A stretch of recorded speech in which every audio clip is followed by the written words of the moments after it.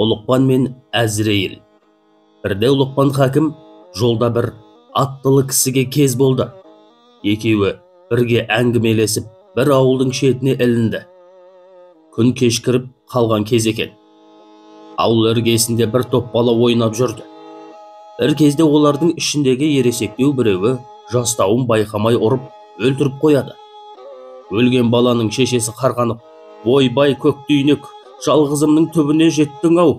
деп еңіреп, әлгі баланы желкесінен келсаппен түйіп қалады.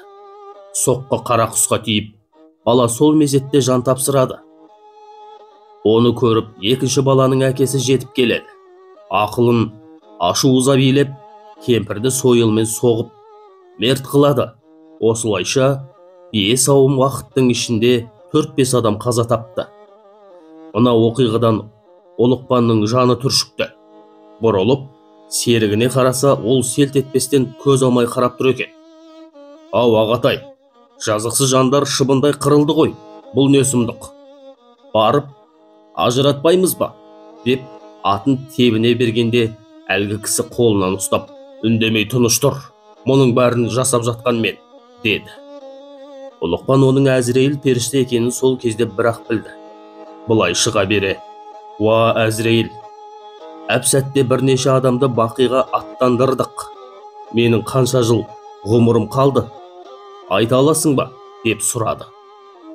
«Үйленіп, некеңді қидырған күннің ертеңіне өмірің үзіледі. Ажалды шымылдықта күтіп алуға қамдана бер», деп атын қамшылап кетіп қалды. Ұлықпан әлі үйленбеген бозбала жігіт екен. Сол күннен бастап Ұлықпанның ішкені ірің, жегені желім болды. Уайымнан жағы суалып, жүзі қуарып жүдеп кетті. Ауылды аралап, үйленген күннің ертеңіне өлетін адамға кім тұрмысқа шығады деп сұрайды екен. Оны естіген қызы бар адамдар, «Мұна неменің есі дұрыс емес шығар? Үйленбей жатып көктей солатын жігітке кім қызын береді?» деп сөгеді екен.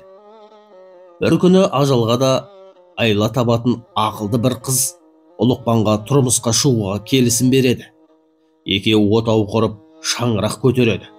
Неке түні келіншегі, «Ертең періштек жаныңда алуға келгенде сен оған екеуміз сапарлас болып едік.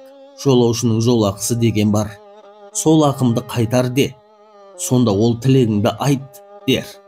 «Сен Құдайдан 1000 жыл ғұмыр алып бер деп қолқа сал» деді. Таң атпай Әзірейілді келіп жетті. «Ұлықпан, тұзың таусылды, кеудендегі жан аманатты тапсыр» деді. Ұлықпан, «Әй Әзірейіл, екеуміз сапарлас болып едік. Менің жолаушылық ақымды бер» деді. Әзірейіл, «Уақытың тым аз, тез айт» деді. «Маған ұлық Алладан 1000 жыл ғұмыр сұрап алып бер, әйтпесе жол ақымды ақиретте сұрап жағаңа жабысамын» деді. Әзірейіл мына сөзді естігенде сілейіп тұрып қалды. Сосын Алладан, «Я Алла, Ұлықпан менен жолаушылық ақымды бер» дейді. Ақысына 1000 жыл ғұмыр тілейді. «Не істейін?» деді. «Пендемнің өлетін күнін айтпауың керек еді». Ол қайғырып уайымға салынды. Оның жол ақысын талап етіп қолқа салуы орынды. Әділдік заңы бойынша оның ақысын толтырып беруге міндеттіміз. «Мен жомарт Құдаймын. Сұраған 1000 жыл ғұмырын бердім» деді. Алла тағала, ақылды әйелінің арқасында Ұлықпан 1000 жасаған екен. Қапияда қатын ақыл табады деген сөз осыдан қалған екен.